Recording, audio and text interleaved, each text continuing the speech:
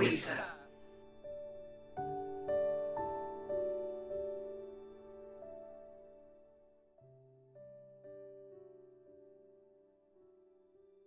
Hi, my name is Rich Watson. I'm very excited to get to speak to you today about something that I'm very passionate about, and that is resiliency, specifically resiliency in uncertain times, such as what we're going through right now with COVID-19. Now, as far as background, first I want to let you know that I'm actually a native of upstate New York. I grew up in Mechanicsville. My dad currently lives in Saratoga Springs.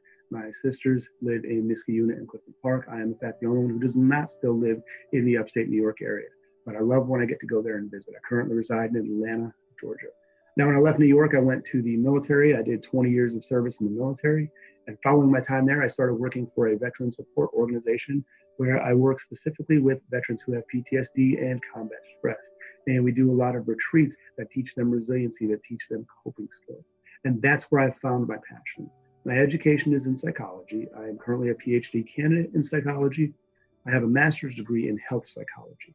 Health psychology is a study of how our health and our general sense of well-being can impact our behaviors and our actions. And that's actually where I'm going to focus a lot of our time today on. Within health psychology, there's a theory called the theory of resiliency, or the resiliency theory. And there are a whole bunch of versions of that. So I'm going to give you the watered down Rich Watson version because the other one is just too much for me. In my version, resiliency is defined as the ability, an individual's ability to thrive and cope despite challenges. And I want you to hear that because a lot of times when you hear about resiliency, you think about being able to bounce back. That's always one of the keys of resiliency, is bouncing back. Well, I don't know that that's necessarily true. And what I mean by that is there are some things that you're not going to bounce back from. Why? Because you're going through something. You're going through potentially a traumatic experience, something that's going to change you. And so the question becomes, do you allow it to change you for worse or for better? Do you thrive through it? Do you cope through it? Or do you let that situation own you? That is the essence of resiliency. How do you thrive? How do you cope through challenges? And in this case, we're talking about the challenging time of dealing with COVID-19, of being shut in, of being not able to go and do the things we normally do. So I want to share with you the 4 key areas of resiliency that we talk a lot about. And then I want to connect those to something that I think will help you find yourself when you get lost. So first off, I'm going to share my screen here for a minute. The 4 key areas of resiliency are that of the mental area, the physical area, the social area, and the spiritual area. Now, each one of these you can see has their own kind of meaning to them. Under the mental area, we talk about awareness, adaptability, decision-making, positive thinking, and there's one I'm going to add in there, and that is ability to increase and learn for our intelligence. Now, for the physical area, we talk about endurance, nutrition, recovery, strength. There's one more I want to add in there as well that a lot of people talk about when you're talking about physical resiliency, and that is your sleep cycle. That makes a huge difference in being physically resilient. The next area is social. Your family, your communication, your connectivity, your social support, even your team that you work with, or the sense of teamwork that you have in your life. All of those are your social resilience. And the last area of resiliency is spiritual. Now, that is your connection to your core values, your perseverance, your perspective overall, and your sense of purpose. I want you to notice that with this one, I did not mention God. Each of us are different in how we view our relationship with God, if we view that at all. That is not your spiritual resiliency. Your spiritual resiliency really is your connectedness to your core values and your overarching sense of purpose. And I want to spend a minute talking about each of these and what you can do during this time to increase these areas of resiliency.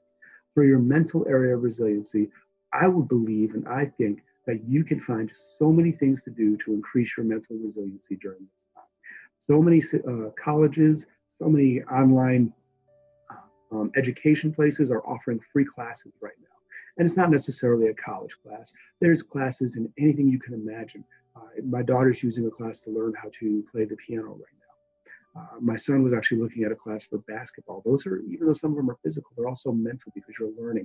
You're learning something new. You're increasing your mental resiliency instead of sitting stagnant.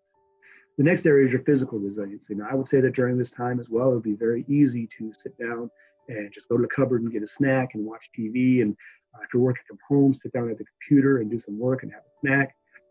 And as you notice, I like snacks, by the way. Specifically, Little Debbie cakes are my favorites.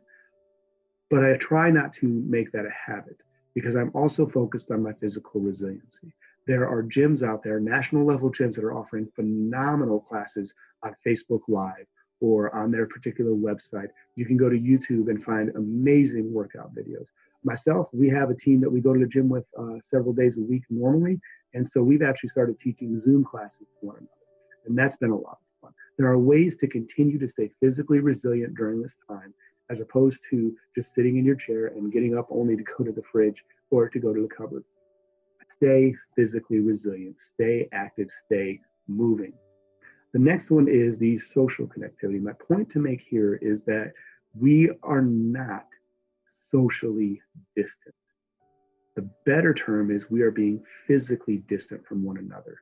We can't be physically close to each other, but socially, we can actually be closer than we were before.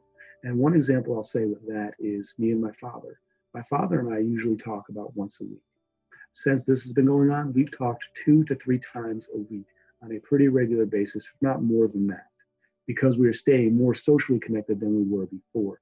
Another example of that is my current relationship with my daughter. My daughter's a senior, so she's obviously affected by this differently from other people. But with that, she has been home more than I would have ever expected the last half of her senior year. And we have had some great times together, staying connected and created memories that, even though this is a hard time for her and for us, will last. Now, this last one is spiritual. And as I said earlier, spiritual does not necessarily mean your relationship with God. It could, if that is what how you find your sense of purpose. Spiritual really is your connection to your values and your sense of purpose in life. Now, the problem with this is a lot of people don't know what their values are. They think they do.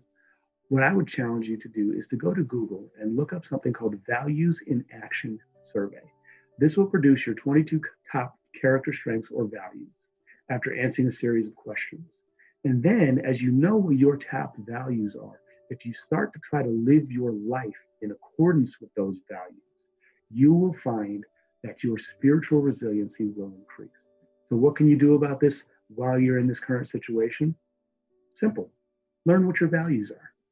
Take some time to really study and learn what your values are. So there's one more piece of this that I want to show you that I used to teach when I was in the military, when we would teach resiliency, and that is creating your own resiliency compass. What I mean by that is oftentimes we lose our way, and we're taught that when we lose our way, we should use a compass. In this case, I've already pre-filled out mine. Now, I will include this with this video when I send it. I will also include the picture you saw earlier. But the purpose of the compass is for you to fill out your 4 areas of resiliency in order of importance. And we were taught the compass, at least I was, as north, south, east, and west.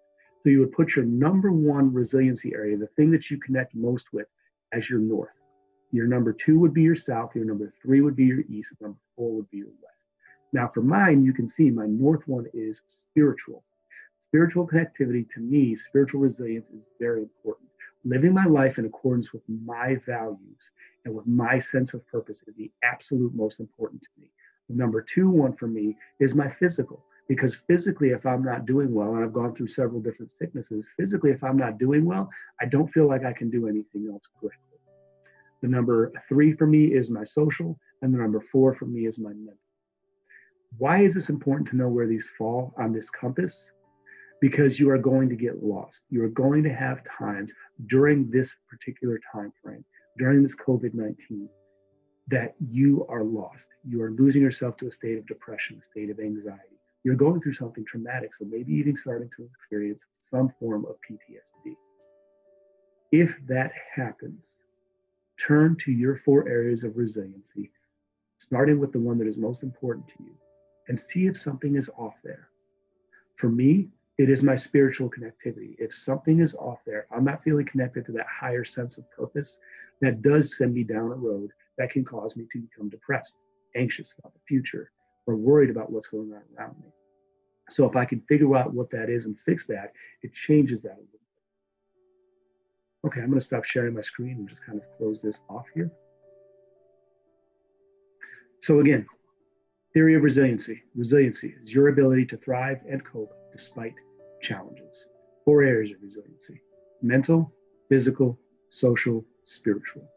Decide for you which one of those is the most important, second most important, third, and fourth.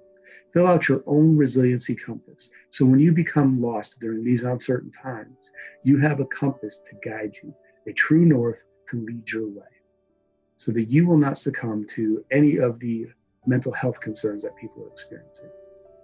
I want to thank you for this time, for allowing me to be a part of this for you. I hope that there was something that you've taken from this and that you've learned. And please, if there are any questions, the individuals publishing this video will definitely know how to reach out to me. Thank you.